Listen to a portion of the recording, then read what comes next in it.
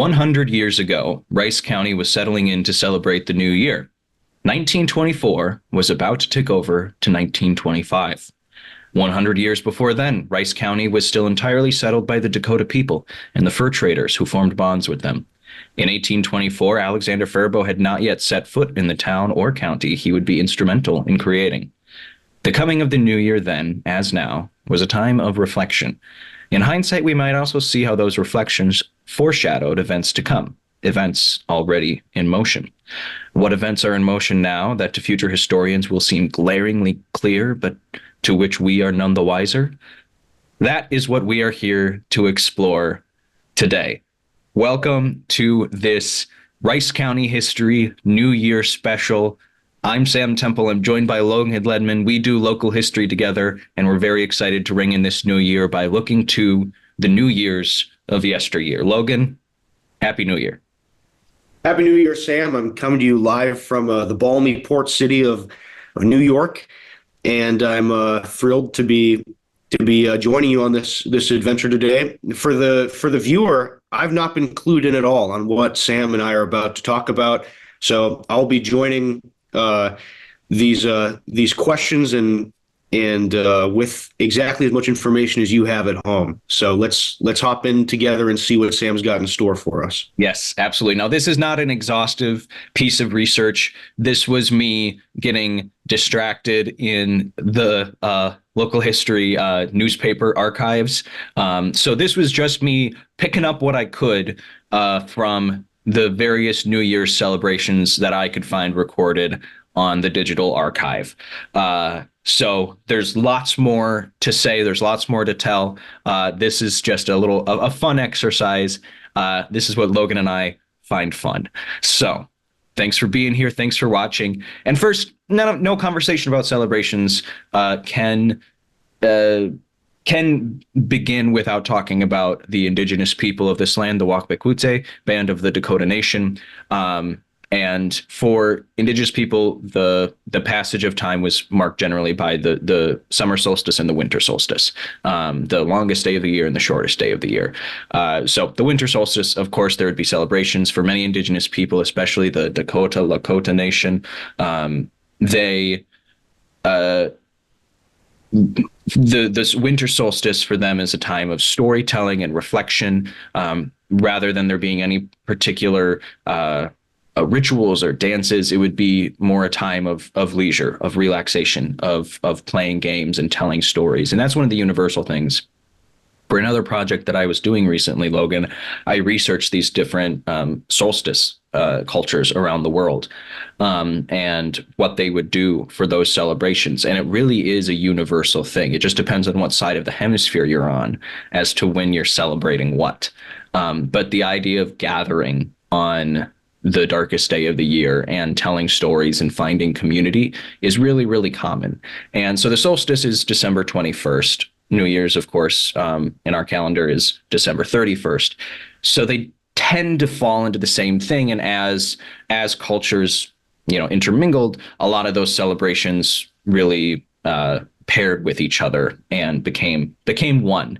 Logan, got any solstice celebrations? Got any solstice knowledge you want to drop? Well, it's just interesting that you talk about that, thinking about the way that our current, what we call the holiday season, operates. It does operate as a period of time, an actual, like a period of celebration rather than an event on one day. Mm-hmm. I think there's in some places that is more typical, and in some contexts it is a single, like you say, the solstice day is the actual event, but then around that there's a period of celebration. And I mean, the context there, of course, is that when you talk about gathering, I think this is true of the Dakota people as well, but any kind of gathering centered on an event, although it may technically be centered around the solstice itself, the act of gathering for hundreds of thousands of years was not a one day. It wasn't you fly in on the weekend and you fly out. This was people traveling on foot or horseback, in contexts where that was possible, for weeks at a time in order to be with family, with extended family, with in the case of the Dakota, an extended family that included hundreds of people, if not thousands. So it's understanding that these periods of reflection and celebration were in some ways monumental. They were accomplishments of bringing people from all over into one place to simply be together, and that's something that is different from our holiday season now. Is that it's often really centered on a specific family unit, Mm-hmm. and it happens and then it's over. So yeah, just interesting to think about the way that even though this period in general has for a long time and in many different contexts been a period of celebration, the way it presents itself is really different today than it would have been 200 years ago for the people who were. Yeah, absolutely. And so a lot of this comes from the newspaper archives, like I mentioned. And so we're going to cover the period from about 1857 to 1925.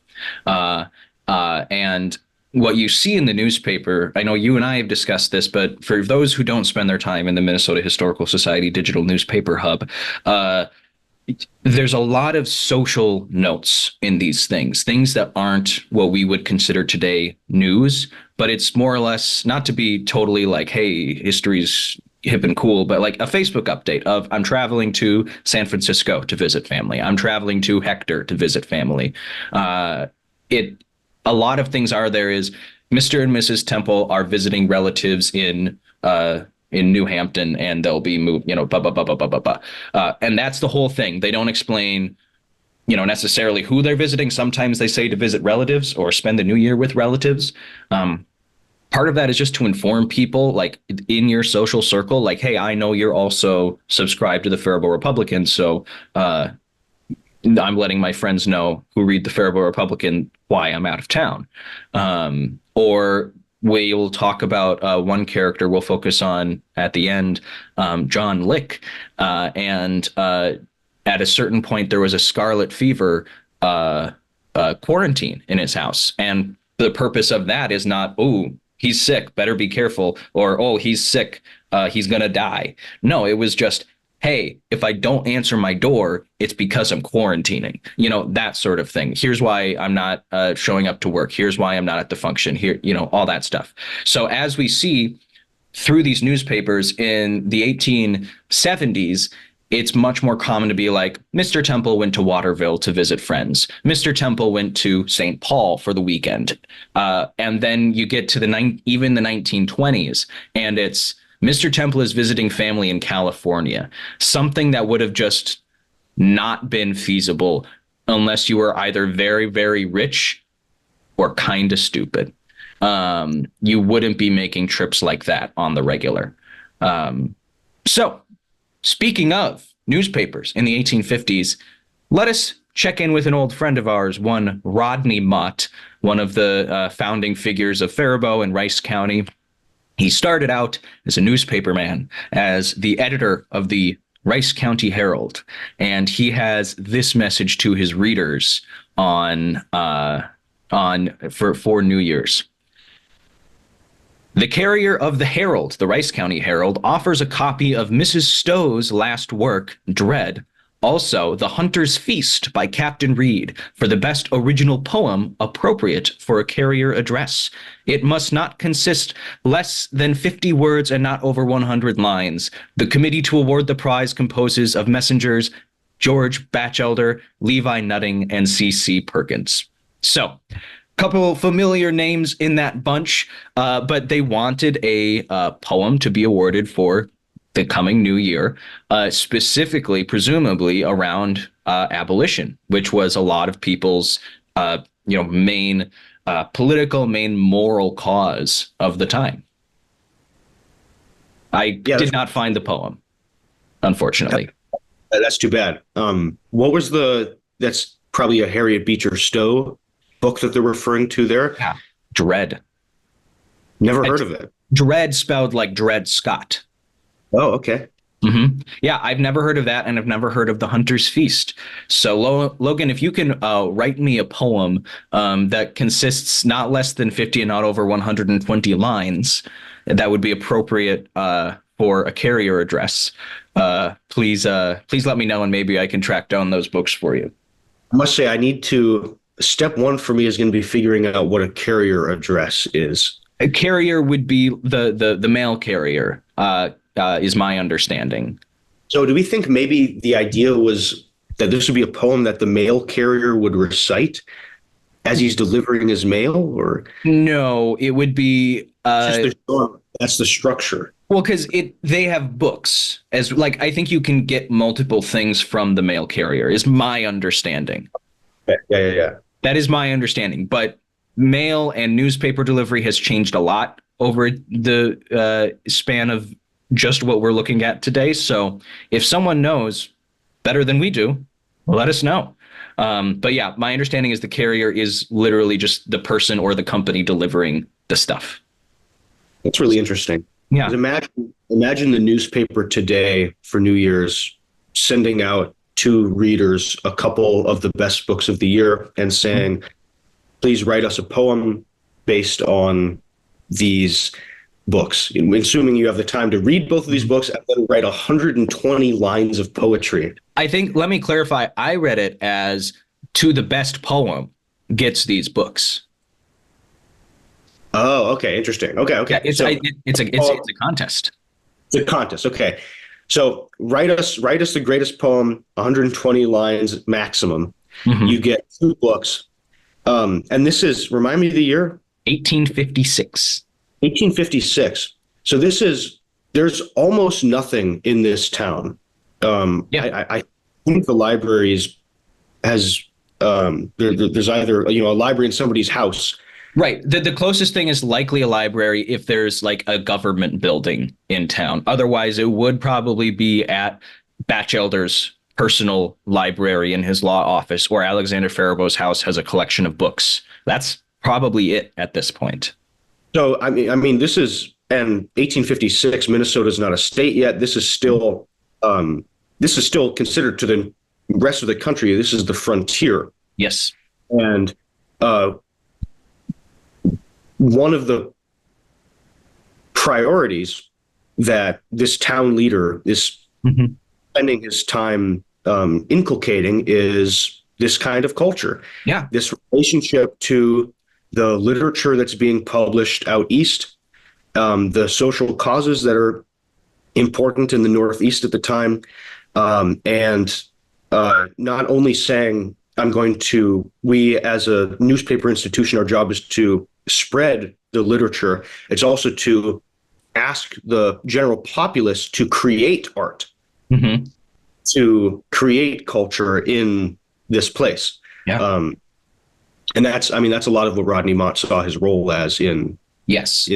And he was an educator throughout a lot of his career as well. He would go on to do a lot of things there.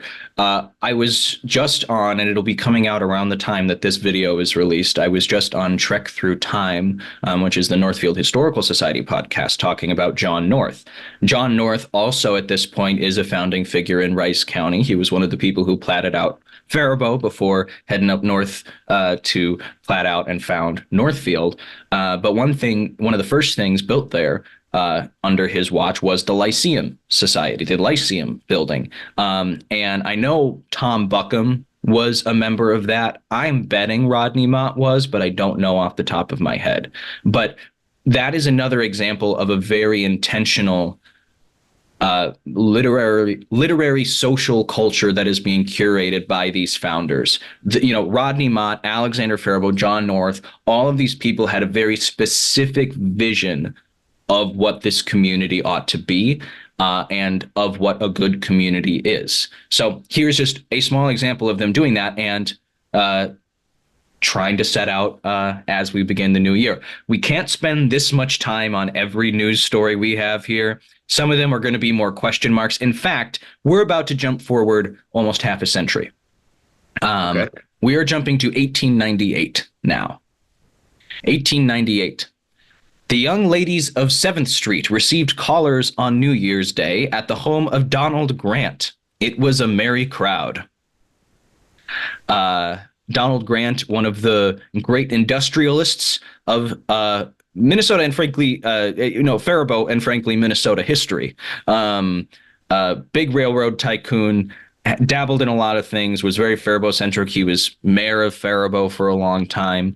So I just thought you would enjoy seeing that. I have no idea what the young ladies of 7th Street means. Yeah, yeah. I wonder if that's the same. Is there a street in Faribault today that is likely, obviously there's a 7th Street in Faribault. Do you think it's the same one?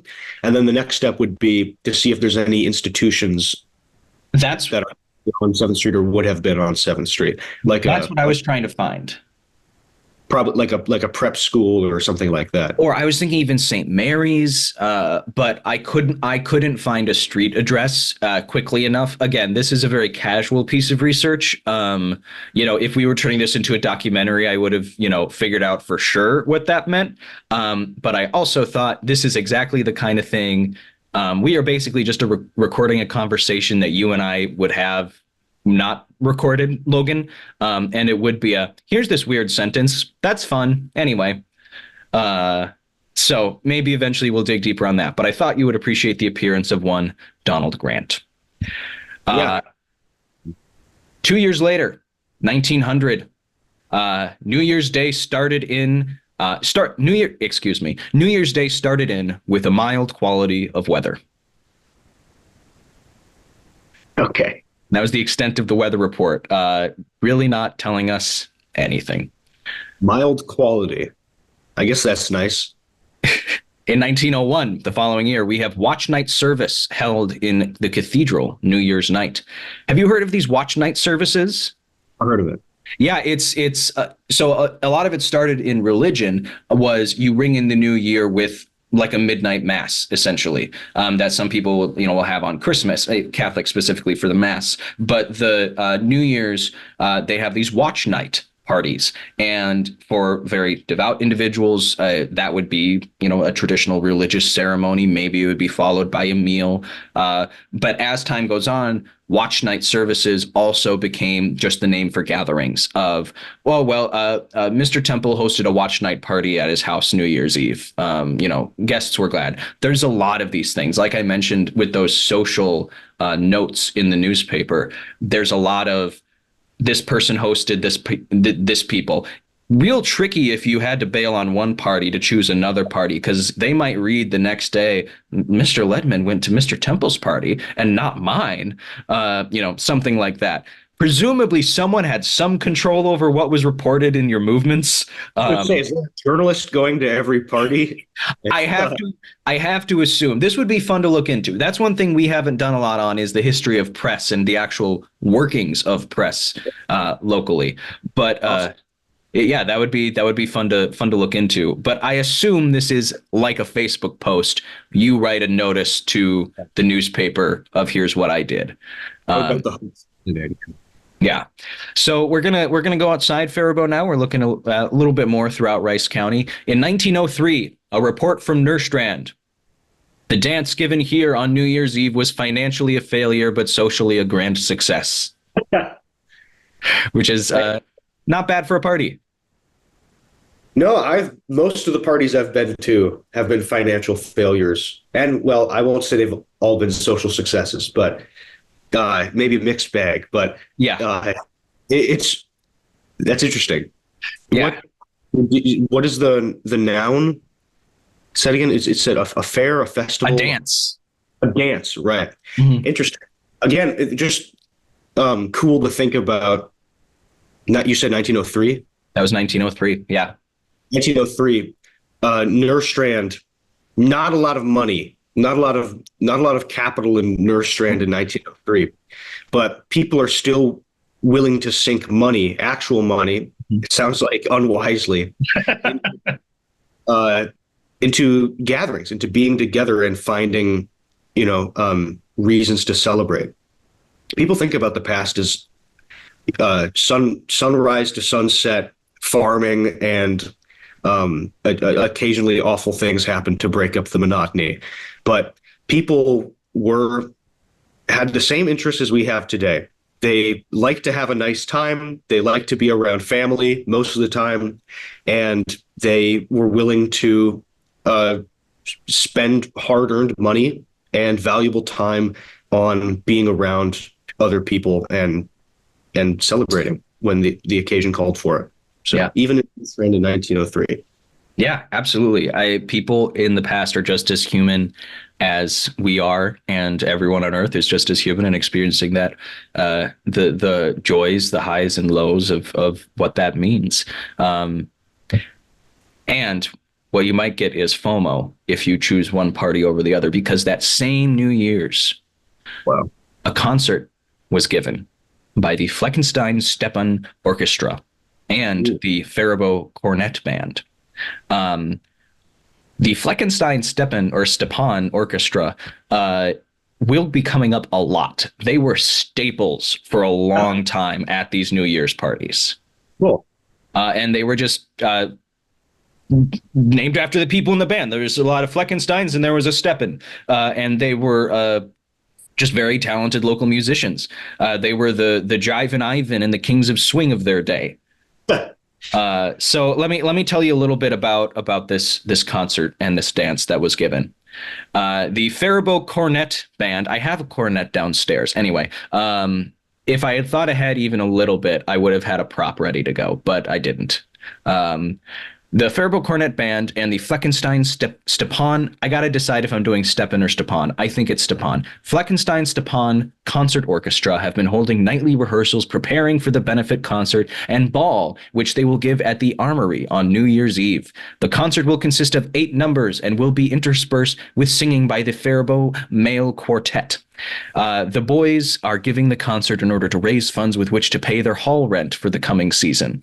It is hoped that all will turn out and give the organization their patronage. The band and orchestra will alternate numbers during the ball. Sounds like a great time. Yeah, 1903. They clearly are just doing this for the love of the music, but you know what? They need space to house an orchestra. So like you said, it's a delightful thing. I know you're getting a lot more into music, Logan. Would you consider joining an orchestra or a band? Yeah, absolutely. I mean, there's nothing more fun than making music with other people and performing for an audience is great fun as well in any context, as you well know. Yes. So yeah, it's cool. What I liked about that is that there was no dressing up what they were asking for. Yeah. They're saying like, we'd like some money so we can continue performing and practicing and renting our hall, and just saying to people, we think that would be a valuable use of your money would be for you to contribute to this community resource of live music. And yeah, I mean, that's a way that arts organizations have, they've made that plea for over a century in this, of saying, listen, we think this is a valuable asset to the community, and the community steps up and supports it. Yeah. It must have worked, because in 1904, there is a musical treat to music-loving people. The concert and dance at the Armory New Year's Eve by the Faribault Band and the Fleckenstein Stepan Concert Orchestra was a rare treat. The members of both of these organizations are all old musicians, and they rendered the different selections in a manner that elicited hearty applause. Over 150 couples attended the concert, and most of these remained for the dance which followed. Over $60 was realized and will go to defray expenses the coming season. There you go. Great. $60. Yep. 60 good. That'll go a long way in 1904. And there was also the return of the Nerstrand Party. Uh-oh. A successful New Year's party at J.G. Osmundson's. A New Year party was given by Mrs. J.G. Osmondson New Year's night to her intimate friends. A bountiful supper was served at 6:30, after which the evening was delightfully spent in playing cards and other amusements until 12 o'clock, when the guests departed for their respective homes, and the feeling that the evening was well spent, and wishing Mr. and Mrs. Osmondson a happy and prosperous New Year. Okay, that is the article that convinces me that the hosts send in the. Yes. Yes. And maybe they intended more than just their intimate friends, because there's a lot of competition. Another dance was given New Year's Eve by the royal neighbors at the KP Hall, and it was a success in every way. About 125 couples in attendance who enjoyed the good time, and all pronounced the royal neighbors royal entertainers. The music for the dance was furnished by the Metropolitan Orchestra and was constantly applauded. In addition, at Shattuck, a very pleasant dancing party was given New Year's at Newhall's Hall when the Mary Ann's Club entertained the Wampanoags,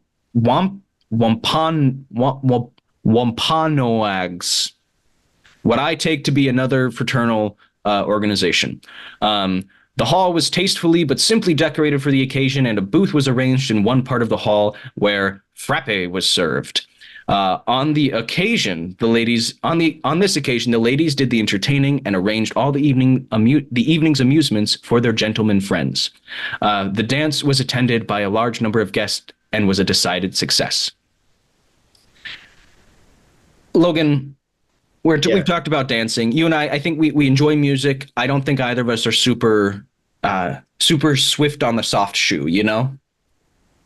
We're not huge dancers, you and I. Sure. Like We're swayers. Yeah. Swayers. Huh? Accomplished swayers. I think few people can sway and bob better than you and I. This is we can tap our toe with the best of them. That's right. Not necessarily on beat, but the tapping itself is very skillful. But we're working on the rhythmic aspect of it. So maybe you would want to ring in the new year with a different physical activity. Something maybe that you could do indoors in a cold Minnesota winter. I'm talking, of course, about bowling. Yes. Ole Olesen has made a score of 216 at the Empire Bowling Alleys. Wow. Will secure $5 New Year's morning unless someone beats his score before that time. Unlikely. That's a great score. Yeah. And it won't be the last time that bowling is brought up right now. And then, do you remember the Monday Club? Vaguely, yeah. It was a ladies' society. Yes, a ladies' society. The Anna Buckham was a member. Yeah. And would have been a member at this time. So we're in 1905 now. What do you think the Monday Club would do to ring in the new year? Any prediction? Tea time. Probably. There's probably some tea. Hey, Anna Buckham was a member. What were her interests? Reading. Yes. I think she could dance. Yeah. She liked music. She was. Let me tell you how her compatriots. Unless you have another funny thing to say about Anna Buckham's interests. That's all I got. Okay, great. Well, in 1905, the Monday Club met for its last meeting before the holidays with Mrs. Hudson Wilson last Monday afternoon. The afternoon was devoted to the following Shakespearean characters. The King by Mrs. Keys Hotspur, Mrs. Roseanne, excuse me. Both Mrs. Keys Hotspur and Mrs. Roseanne covered the character of the King. Prince Hal was covered by Mrs. Haven. Falstaff was covered by Mrs. Mee Glendower and Mrs. Robinson. A comparison of King Henry and with the Merry Wives of Windsor was presented by Miss Barron, and it was a thoroughly enjoyable meeting. The next gathering will be on New Year's Day when the play will be presented. The play? I don't know if that means they're going to read one of those plays or if they are going to fully perform one of those plays. I assume they would just like assign the parts and read it around the table. but I don't know. It sounds like the Monday Club. Sounds like something Anna Buckham would enjoy. Yeah. In 1908, the Theta Gammas meet, also known as the Gophers. They held a meeting at the home of Fred Crawford on Friday evening to decide on their dances to be held during the holidays. A dance will be held on Christmas night, and all friends of the club are invited to attend. The dance will be held in Newell's Hall. On New Year's Eve, the annual Gopher celebration will take place in Oddfellows Hall. This is the 8th annual meeting of the club, and only members will attend. Extensive decorations will be put up in honor of the occasion, and a supper will be served during the evening. And they also had the Knickerbocker Club. The Knickerbocker Club met for the first time Monday evening in their coffee room over the post office, or their club rooms over the post office. Their rooms have been decorated and furnished, and a new piano installed. During the evening, a little play that will be given in the near future was rehearsed. On New Year's afternoon, the club will keep open house to their friends. So I swear I didn't just pick out theater things. There's just a lot of plays and a lot of dances and a lot of bowling going on. And a lot of clubs. A lot of social clubs. Gilded Age into World War I is, in a lot of ways, the height of fraternal organizations of all kinds for men and women. Yes. Yeah, there's so many. I mean, ethnic clubs, religious clubs, political clubs. I mean, engaging in politics at all really in this period was a social act that you would do that really functionally didn't look that different from hanging out with the Oddfellows Club or whatever. Everyone was a member of several different organizations. And so it's no surprise to see that integrating these fraternal organizations into the community celebrations that had already been going on was, there's already a tradition of dancing and of general celebration during the new year. No surprise to see these community institutions for men and women becoming a central part of how people celebrated in this period. Yeah, and that there was a lot more communal buy-in to these things. It's not like this is one company or one organization doing all the work to put on an event that you then buy a ticket for. This is, we're all going to do a little work and we're all going to pitch in a little money to make this thing happen, which is really, really interesting to see how that has developed and changed over the years. Because there are still absolutely fraternal organizations in town, but it's been well reported that there's a lot of decline in membership. So that's just very, very interesting. Have you heard of a progressive dinner? Is that like you start out eating appetizer, entree, dessert? That is a reasonable piece of conjecture. A progressive dinner is when you do different courses at different locations. Oh, that sounds awesome. Yeah. All that now. Yeah, sure. But in this case, it would be your friends' houses. Oh, that's awesome. Yeah. So a novel dinner party was given at Seabury Hall on New Year's Eve. It was a progressive dinner given by Reverend Dr. and Mrs. Ten Broek and a bunch of other people. The last course of the dinner was served at the home of Reverend and Mrs. Gasor, where the remainder of the evening was spent watching for the new year. So again, a watch party at the end of a progressive dinner. Yeah, that sounds awesome. Yeah. That's a great idea. Also, I wonder, is that just happening in a street? Like you're going one house on street, or are you going across the entire town? Because that looks very different. That looks like if it's across the entire town, that's a group of people seeing and being a part of the whole community. Or is it a much more insular activity where it's just one group of people who maybe it's only people who are in a particular organization or associated, say, with one of the schools, living in the same neighborhood, or people of the same ethnic group. Interesting to think about what the implications would be, Yeah. depending on how just that simple celebration would have been structured and how it would have operated. Yeah. We're going to go over to your neck of the woods now, to Dundas. This same year, there was also a concert given in Dundas. Okay. A delightful concert was given in Dundas New Year's night by the quartet from Seabury Divinity School. The young men were assisted by Miss Mary Whitney, Miss Anna Ten Broke, and Miss Margaret Poole, who gave both instrumental and vocal numbers. Mrs. C.A. Poole of Seabury chaperoned the party, and they were delightfully entertained at the rectory of Holy Cross Church in Dundas. And it was a nice benefit for the Dundas Church. Now, we had to get Dundas in there for you. But yeah, cool to see that this Seabury Divinity School located in Faribault was also traveling across the county. Yeah, and I imagine for the people of Dundas that was a big deal. It's like, oh my God, from Faribault. They're coming from Faribault. Mm-hmm. They're coming from the Divinity School. So that would be quite interesting.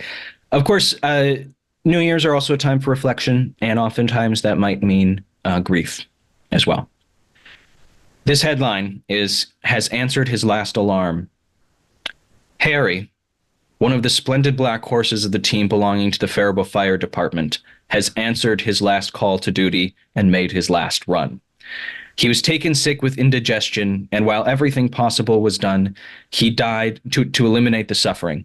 He died New Year's Day after 2 days' sickness, faithful to his last.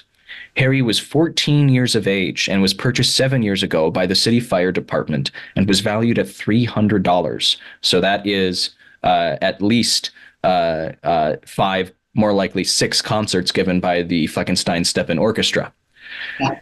He was a fine animal, quick to learn and always ready to respond to a call. He was not a friendly horse and made friends with no one, not even with his driver, who has been with him constantly. So I don't know how he is... I guess he's a fine animal. Yes, they did not call him a kind animal. He's fine, like a good animal. He had a quiet dignity about him that was always evident, seeming to say, quote, "I am on duty, helping to protect your homes and my city, and I'm proud of it," end quote. Harry was always willing to do his share of the work, and just a little more, and much sorrow has been expressed among the boys of the department who knew and loved the faithful horse. While the new team is being purchased, his place is being filled temporarily by a horse belonging to Chief Kelly. Rest in peace, Harry. That's lovely. Yeah. Harry, it sounded like he had a tough exterior, but a heart of gold. Yeah, definitely. Faribault's bravest, the horses on the fire department.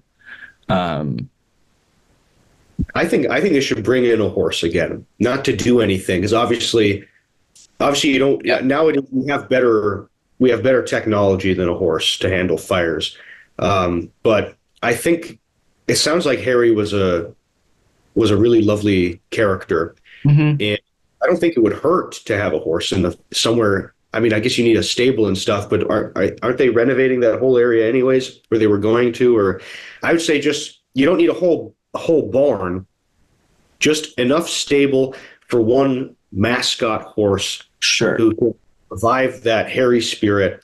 I would just pitch that to the city council. Yeah. I think we could. We've got a staff. I know Northfield is mostly volunteer. Faribault does have firefighter staff. Maybe next time that they need to grow their numbers due to more population, instead of a person, get a horse named Harry. Quick question before we move on to 1909. You said there's more effective ways to put out a fire than a horse. Yeah. Better technology. But in your mind, what is the horse doing in the extinguishing process? It's a great question, Sam. And I would say the number one, and I say this to all horses when they ask me, what's the number one way I can put myself to work stopping fires? And it is carrying buckets of water. Oh, sure. And so I would say you got 2 buckets of water, and you've got what I'm seeing is a bendy, like a saddlebag. Well, yeah, a saddlebag, but for some reason what I was imagining was like a bendy stick that is precariously balanced over the saddle on the back of the horse, and that inevitably tips over when the horse goes over a trot into like a canter, and and then has to come right back to the watering area to refill those buckets, get it back on the horse, and then it becomes the job of several young fire boys to keep the horse calm so that those water buckets don't tip over while you're bringing the horse to the fire. So you're imagining a pretty substantial fire boy to horse ratio here. I'm seeing at least 2 to 1. Yeah. But if you get past, I mean, one of the classic problems is that when you get past 5 fire boys per horse, for example, that starts to be so many fire boys that it sort of scares the horse. It upsets the horse. And then again, you've got that tipping the water bucket problem. Yeah, it's like that. How does that old saying go? It's 1 fire boy isn't enough. 5 water boys scares the horse into tipping the bucket, and 2 fire boys is just right for keeping the horse's demeanor at the right level, vis-a-vis keeping those water buckets stable. I think that's the saying. Yeah, I think my grandma had that cross-stitched above the sink. I'm regretting not editing this now, but okay, we're moving on to 19. Yeah, right. Because if you were going to be editing this, then you could put in a visual of that horse and the water buckets and the boys and all that. Yes, that's what I meant. But I mean, this video isn't going to have that kind of budget. No. More bowling in 1909. So we've got a group of a team from Faribault went to Albert Lea New Year's Day to play the Albert Lea team. They were defeated by a small score. That's it. Okay. That's too bad. Yeah. But the state bowling association did decide to join the National League, so that's big for Minnesota bowlers. In 1912, we have a slightly more useful weather report. I'm sorry. You're still thinking about the horses? Is it? I'm getting back into. I need to get back into the mindset here. Well, if 1912, what's happening in 1912? Yes. Well, if Harry, God rest his soul, were still with us, it would be a tough day in New Year's Day 1912. Nearly a foot of snow fell during 36 hours preceding New Year's. Roads were blocked, trains were delayed, and business was at a standstill in general. The greatest fury of the storm striking through over the Dakotas and Montana. The temperature dropped to 13 below on New Year's Day, and in some places even to 15 and 18 below. During the day it warmed up, but with the setting sun, it began to lower again and has been exceedingly cold ever since. There were colder places than Faribault on New Year's Day. Winnipeg having a 22 below temperature. It was cold enough, though, in Faribault, and when folks began emerging from their homes at 8 a.m. yesterday, they felt the sting of a biting temperature, the likes of which the city has not had since last February. Now, that is how you report the weather. Absolutely. And I mean, just imagine the wind chill on those temps. And insulation being what it was. I mean, surprisingly effective for the times, but nowhere near what we have now. No, that sounds like a doozy. Yes. But it is interesting that how much winters have changed in terms of extremes. Like there's always cold days and there's always warm days. But honestly, if you only, in winter, the last day below zero or the last day at like -18 was in February, that's not bad. Yeah. If you're getting through the rest of both that March and then November, December, without getting that cold. That's pretty good. I would take that. What was the most recent? Has it been below zero yet this season? Yes. You wouldn't know this, of course, being in Queens. But yeah, we had two weeks ago at the time of recording, it got pretty cold. And we got at least, I think, a foot of snow here. I mean, I snowblowed like 3 times in order to keep things clear. Otherwise, it was just keep continuing to build up. So, but that was the first like really strong snow that we got this year. Okay. What's it been like in New York? Just a touch of snow, maybe a couple weeks ago. Otherwise, not really dipping below 20 to Nice. 30. Warm sea breezes keeping us happy here in the balmy port city of New York. Yeah, the Atlantic, famously warm, practically the Bahamas. Bahamian. In 1913, where I think this might be my only Northfield story. During the month of January, there were no arrests in Northfield, indicating a state of law observance, which is very unusual. Apparently, New Year's resolutions have had a good effect. That is incredible. Yeah, That's all verbatim from the newspaper. that is By the verbatim. way, was this reported in the Faribault newspaper or in a Northfield I newspaper? think this was reported in a Faribault newspaper. I thought as much.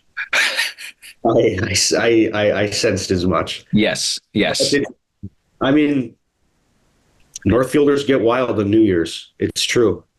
Yeah, I mean, I think there were still quite a few teetotalers, so makes it a little easier. Uh, yeah, but yeah, they wouldn't put that in the Northfield paper because that's just asking for trouble. Yeah. But in Faribault, it's just bragging, or it's like tall poppy syndrome. So Paul Poppy you syndrome. haven't heard of tall poppy? I don't have time to get into that. Look at it's a Yeah.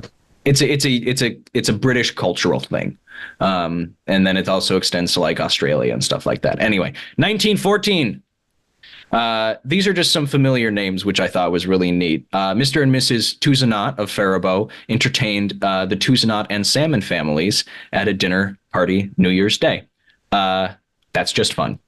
Yeah, that's awesome.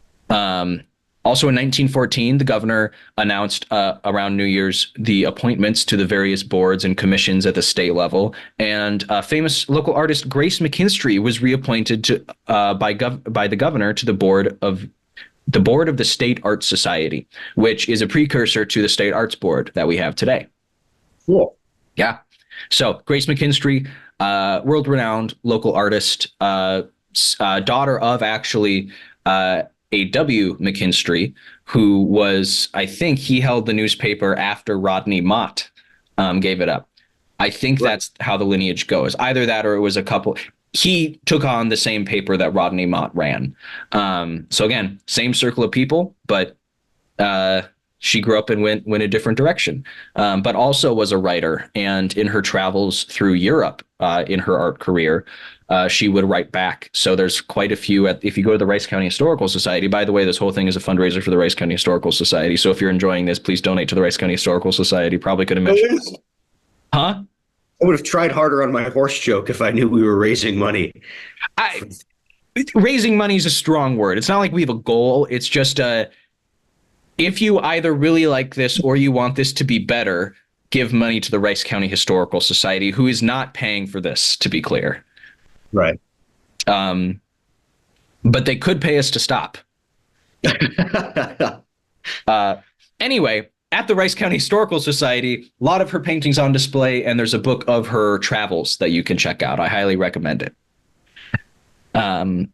Here's a local fraternity that we still have in town. The Faribault Elks dedicate their new lodge home on New Year's Day. So they had a grand ball, a banquet. It was a red letter day for the Elks in the city. So that's just fun. The day was rather stormy, and the number of visitors from other cities were not as numerous as expected there would be. The Elks had open house from 10 o'clock in the morning until there must have been a cutoff from morning to forenoon. I bet there were a lot of arguments about that, probably on dating apps. People probably there. Well, that's one of the prompts is what do you call the time before noon? A controversial hot take. Forenoon starts at 9 a.m. Yeah. Something like that. Well, you'll never guess who played at the Elks Lodge for their grand opening. Do you remember the name? Fleckenstein Steppen. That's right. They're playing again. This is 10 years later. That's great. Good for them. Yeah. they're keeping it going.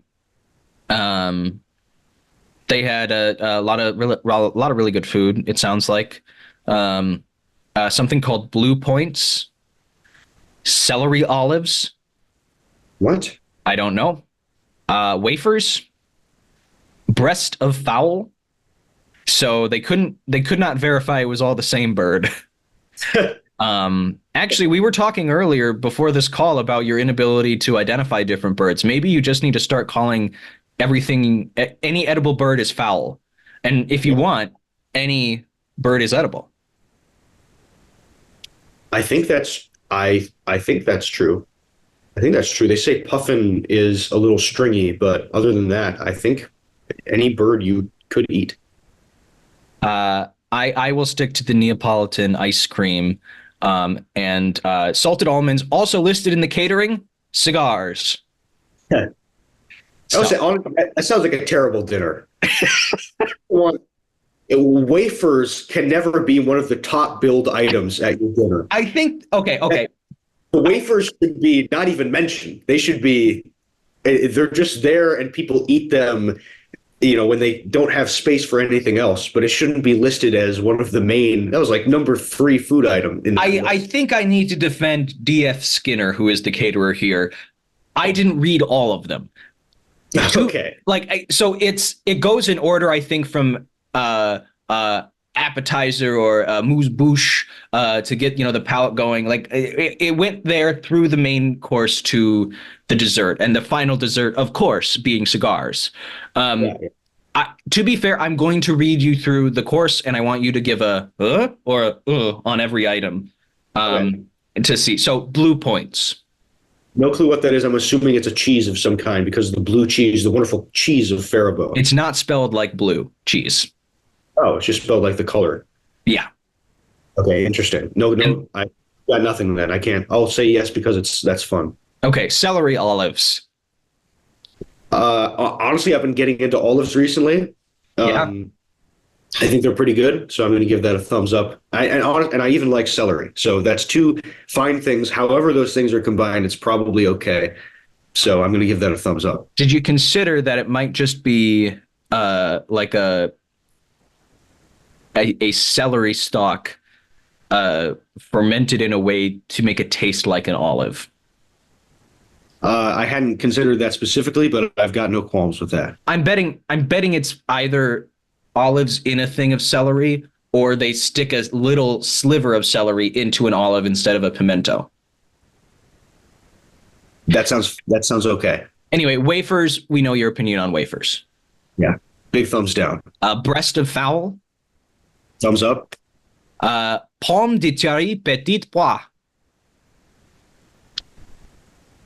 I'm at a loss, I'll be honest. Right. I sounds like cherry. I heard the word cherry in there, and I'm kind of mixed on cherries, so I'm gonna give that a thumbs down. It was terre. I don't know French. I'm just guessing on these things. It's it in the American way. I think I've got a better chance of understanding it like that. Pomme de terre petit pois. Poise. I got nothing. Cranberry marmalade. I've never had marmalade. I don't like it that much. Thumbs down. Salad. Well, I mean, that's a wide genre here. I know. And they had food. Again, I guess that's like saying they had breast of fowl. I'll give it a thumbs up to appease my mother. There you go. Roman punch Saint Julian claret. What's a claret? I don't know what a claret is, but I know what a Ronin is. Those were the wandering soldiers. Roman. Oh, not the landless samurai of the pre-Meiji period. Okay. Roman what? Roman punch Saint Julian claret. Okay, I like punch. Punch is good. Yes. I wonder if that's a cocktail. It sounds like we're getting to that point in the night where it would be. Yes, because now we have the Neapolitan ice cream. Okay. Ooh. Yeah, but obviously, I mean, it's just chocolate and vanilla ice cream. Nobody's eating the strawberry ice cream. Yeah. So I approve of Neapolitan ice cream, but I mean, let's be realistic. And we could have just made it chocolate and vanilla ice cream, but that's fine. Just call it a twist. Cake coffee is what's written here. Sounds good. I mean, I would prefer coffee cake, but I'm a little concerned about that ordering of the words. But assuming it's just coffee cake, I would eat that. Yeah. Yes. Bent's water crackers. Sounds suspiciously like a wafer to me. It sounds a lot like a wafer. I'm a little concerned about that, so I'm going to give that a thumbs down. You might change your mind because this is moving in a charcuterie direction. Because now we just have cheese. It just says It cheese. just says cheese.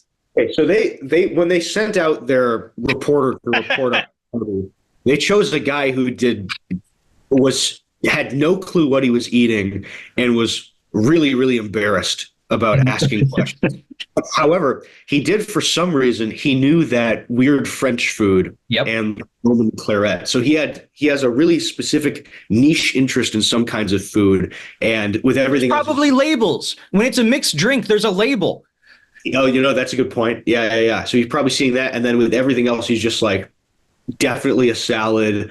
Yeah. That's definitely the breast of some kind of bird for sure. Yeah, and the Elks were just thinking these yokels know what cheese is. Yeah. Because after that, now we have salted almonds. Okay. So I do like the idea of this reporter. I do like the idea of this reporter going off taste. Like, okay, I can tell this is a salted almond. I can tell this is a pomme de terre petite pois. This is some kind of cheese. Yeah. And then cigars. I've never tried a cigar before. It's on the bucket list. I've tried other methods of tobacco delivery, but I've never tried a cigar. How about you?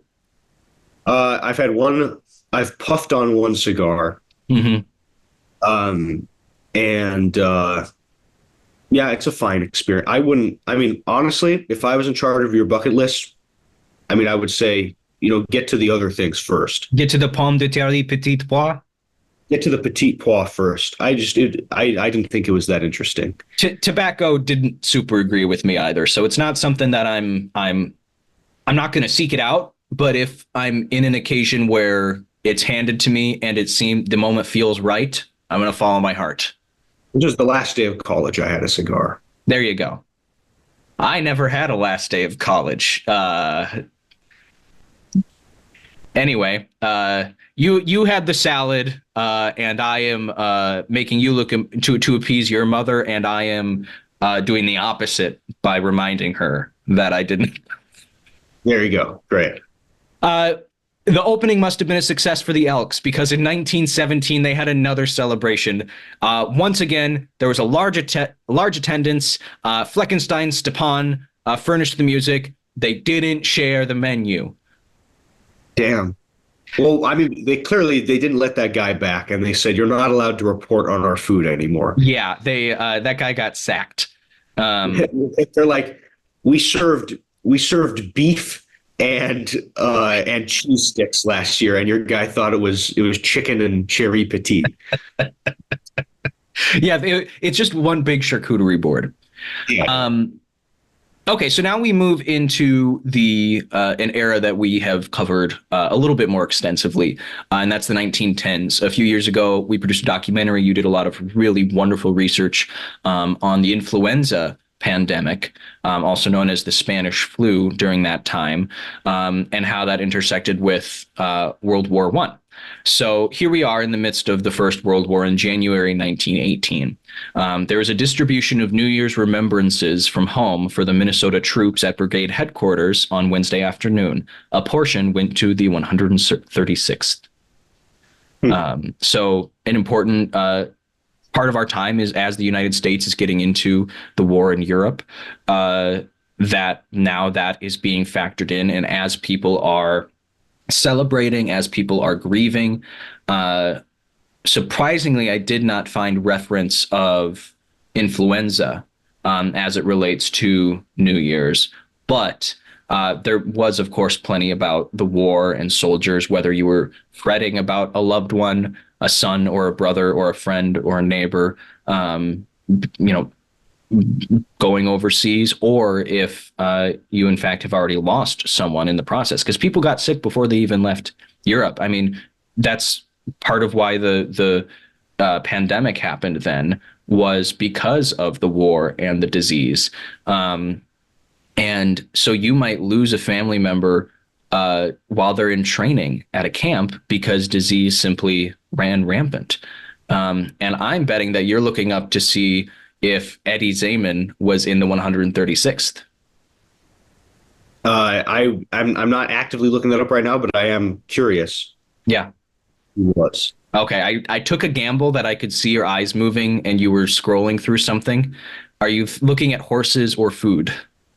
No, no, no, no. I'm just locked in on. Okay, you're locked in. Good.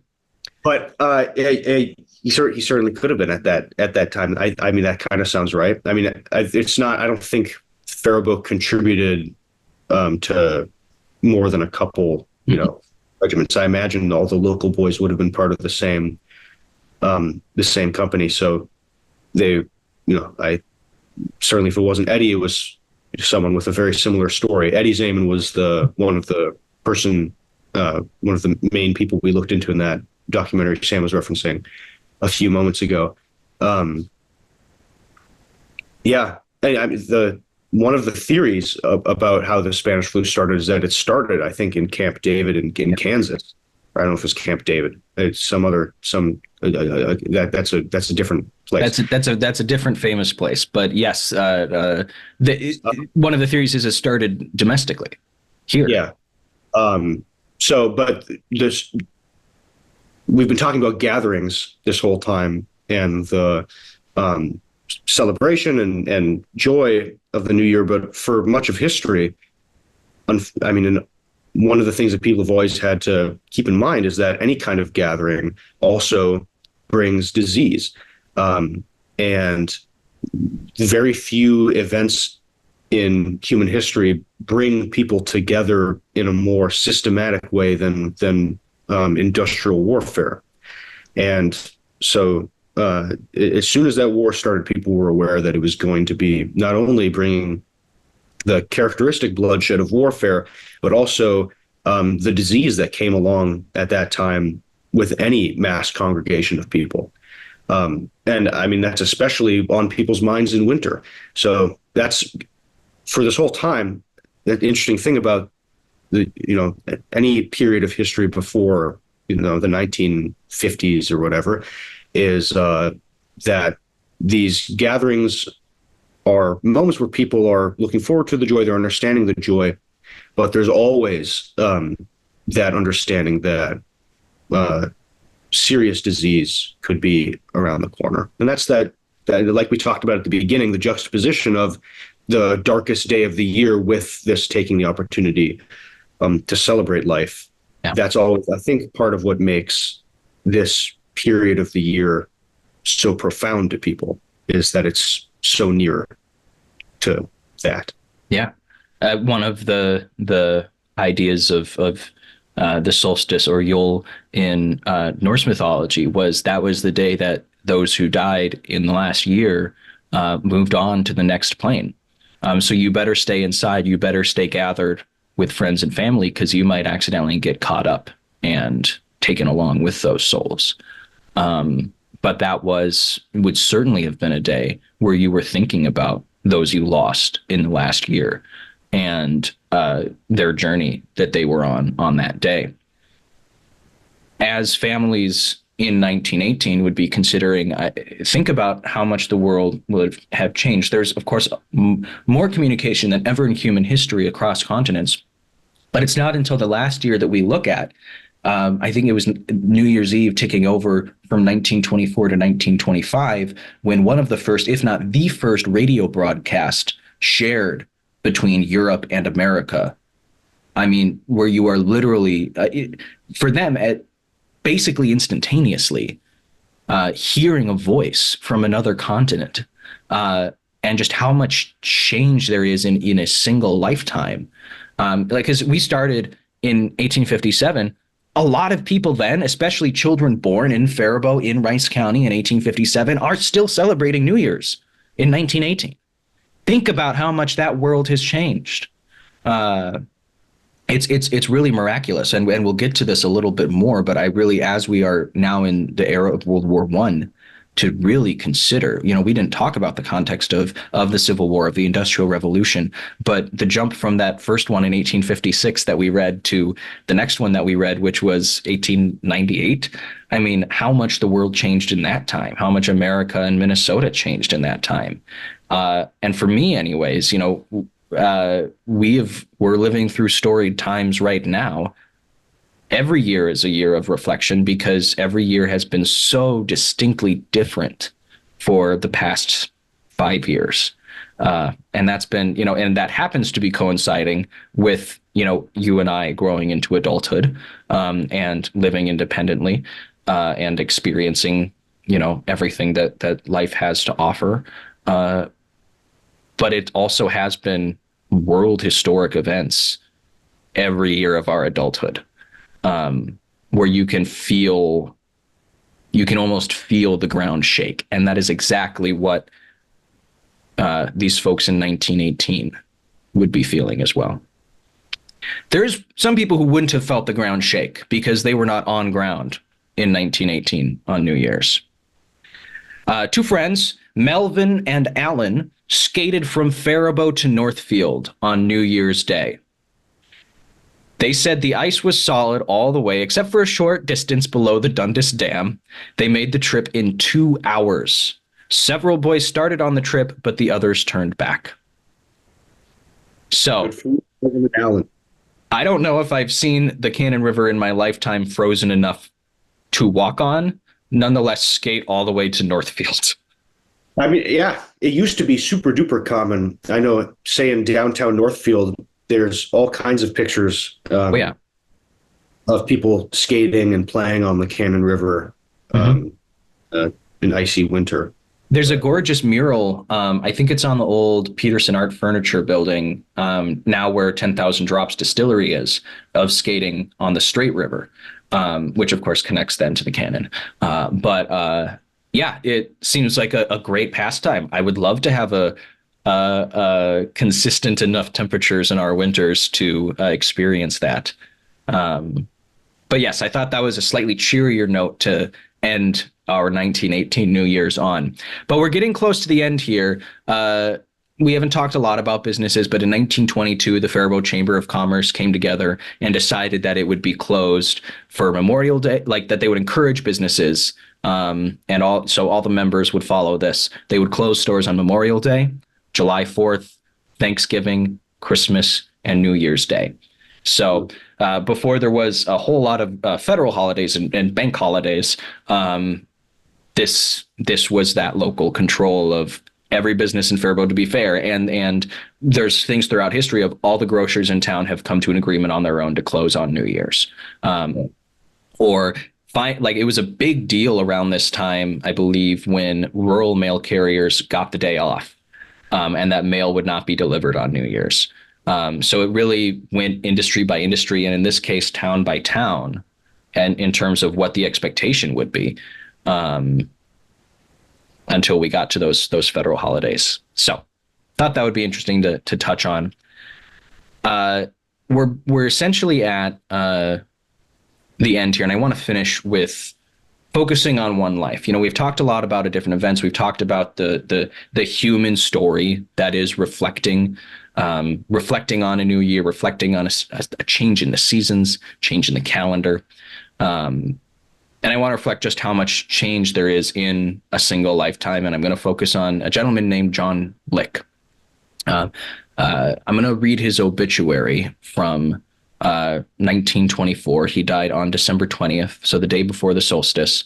So his family would have been, very much in a strong state of grieving as they were going from 1924 to 1925.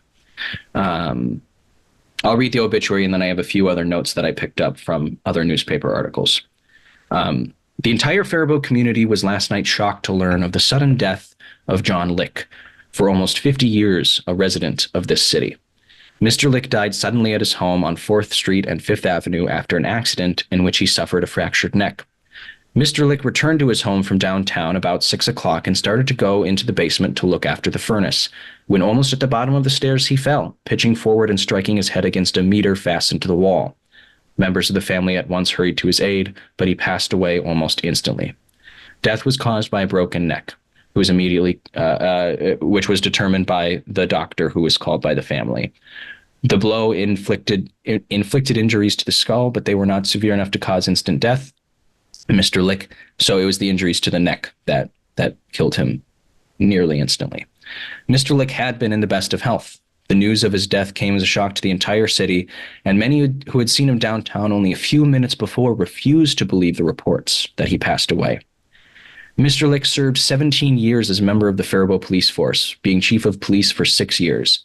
He was known to a large number of Faribault residents, all of whom will be greatly saddened to learn of his untimely death.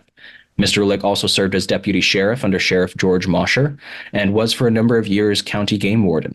He retired from the police force in 1919 after having served as chief of police for 6 years. Funeral arrangements were incomplete this forenoon's back. Members of the family awaiting word from relatives in the West, but the funeral services will probably be held Monday afternoon at 2 o'clock at the residence and at 2:30 from the German Lutheran Church. John G. Lick was born in Goodhue County on March 20th, 1867. To put that into context, he was born at a time when the Alexander Faribault was still running a Dakota refugee camp here. The Civil War, still a very fresh wound. The South still rebuilding. The country had experienced its first presidential assassination, a series of both personal violence, unlike the country had ever seen, and wide-scale violence in a very bloody civil war. He was born into that world, and he died after being able to experience telegrams. He would have been able to hear some early telephones. He had an automobile that was actually stolen the year prior. How much the world changed in that single short life. I digress. He came to Faribault with his parents as a boy. Since then, he has resided in Faribault continuously. On November 21st, 1891, he was united in marriage to Amelia Mentz, who survives him. He is also survived by 3 daughters, 3 grandchildren, 2 sisters, 1 brother, and a number of other relatives. His mother-in-law is also left to mourn his death. His wife and I believe one of his daughters was home when he passed away. Mr. Lick was a member of the German Lutheran Church of Faribault, and during the many years of his life here, he always took an active part in its work. For 20 years, he was president of the Fraternity, Sick, and Benefit Association of the church, taking lead part in its activities. He was also prominent in the affairs of the city, serving for 17 years as a member of the police force. He was first appointed to the force in 1898, at that first letter that we read in this era, serving continuously for 4 years. In 1903, he was again appointed patrolman, serving until 1910. In 1913, he was appointed chief of police by Mayor George Smith, serving in his capacity for 6 years, when he retired in 1919. During his 11 years as patrolman, he served under several chiefs. He was first named police patrolman during the administration of Mayor Donald Grant. Mr. Lick was chief of police during the first flu epidemic, and during those trying days, he took an active part in assisting those who were suffering with the disease, accompanying the city nurse on a large number of her calls to the homes of the sick. At the time of his death, Mr. Lick was 57 years and 9 months of age. News of his sudden passing cast a gloom over the pre-Christmas preparations in Faribault, and many residents of the city went to their work today saddened by this tragic event. So a few more things about John Lick. He was a policeman, so there's lots of reports of him returning stolen property, catching thieves. There's a lot of work in anti-homeless work, anti-vagrancy work that he was doing. But there's also reports of his personal life. He played in a local baseball league. He was an outdoorsman. He and his wife went camping. He was a fisherman. There were several stories about fishing parties that he was part of. He had several scares through his life with serious illness, like I mentioned before, quarantining with scarlet fever. In 1912, he purchased a motion picture license and showed movies for a few months and then sold the business that same year. As mentioned, he was a member of the German Lutheran Church, and yet in 1918, he oversaw the registration of German-born residents, including presumably himself, his family, as they were of German heritage. But you do wonder how much that decision, now he was older at this time, but you wonder how that might have impacted his relationship with the work he was doing. And he retired the following year. He walked his daughter down the aisle in 1920 in that German Lutheran church, marrying Louis Sellner, who grew up in Faribault. And in 1921, his second daughter was married in their home. So he was in that next chapter of life, of retirement, of being with his family. There's lots of reports. Louis Sellner and John's daughter moved to another part of the state, but there were frequent reports of John and his wife going to visit that family, their family coming to visit them. This man was very clearly close with not just his children, but his cousins and siblings. And now this is that event that the community would be reeling from as they were coming into that new year. I do have a final kind of scripted section that I would like to look at, but do you have any thoughts or questions before we go to that? Yeah, I have a couple thoughts. One of them is just thinking about that house and how if you walk past that house, it'd look like any other house on that street. Mm-hmm.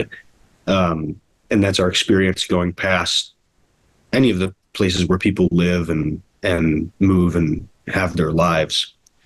But to think of for his I think his second daughter, you mentioned, just what that house must have represented as the place where she was married, and then within a span of years, in that same place, her father has a horrific accident and dies suddenly and violently for his time. And how so many houses that are just buildings have that unbelievable emotional resonance to someone. Mm-hmm. And when a town, lives for a long time, when a house can go from one generation to another, it accumulates those stories. And that's true of a community at large, that it's not just made up of the people who live there now. It's also made up of the stories of the people who were in those same places, who lived in those houses before, who walked those streets. And for all those people, in addition to the people today, those streets had meaning, had changing meanings over the course of their lives. Those houses, those buildings, the river, it all has and had such deep meaning to every individual person. Yeah. That's where that family was grieving. The community was grieving about 100 years ago, as 1924 was ticking over into 1925. John, in his short life, he lived in unique times, but more distinct times certainly lay ahead on the horizon for his widow, his daughters, and the children that his daughters would raise. The children who would know the year 1924 as the year they lost the grandfather that they didn't get to meet. On December 31st, as the family, while also doing funeral preparations and preparing, or actually the funeral would have already passed at this point if their plans came together as expected. Reeling from that, the family gathered and would have likely remained gathered for the new year. On December 31st, 1924, not 2 weeks after John's death, on the other side of the world, fascist militiamen in Italy, under the direction of dictator Benito Mussolini, ransacked, burned, and otherwise pulverized opposition media. On the same day, Julius Schaub was released from prison in Germany, where he immediately resumed his work as chief advisor to Adolf Hitler. Families in Rice County and around the world may not have registered these events as they rang in the new year of 1925, but they would come to know them, just as generations before came to know the names of leaders and criminals in their time. John's children and his future grandchildren would certainly have their lives impacted by these events, likely completely foreign to them as they were in their grief in 1924. As we today look to the new year 2025, we may not know which footnotes in the newspaper foreshadow future events, but for certain they are there, and history will record how we responded or what we were preoccupied with in our own lives while these things were taking place. To end, going even further back, Rodney Mott wrote an address to the readers in 1857. With this number, this edition of the newspaper, we bring you a New Year's welcome. God has kindly spared our lives to exchange holiday greetings in this beautiful territory. Minnesota, of course, not yet a state. Our friends are here from every state. A glorious ride of emigration has rolled upon us in the past year, spreading itself over our broad plains, skirting our bright rivers, and encircling our beautiful lakes. As we hear the rumbling wheels of the old year, hurrying to swell the ages past, let us unitedly and anew dedicate ourselves to liberty, to temperance and free schools.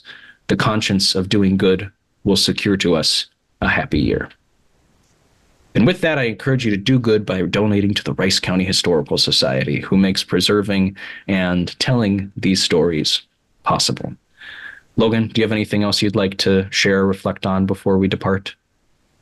It was an absolute pleasure to join you today and talking about local history. And I'll reiterate your call to support the great institution that is most devoted to making that a continuing goal of the community. Absolutely. Logan, Happy New Year. Happy New Year, Sam.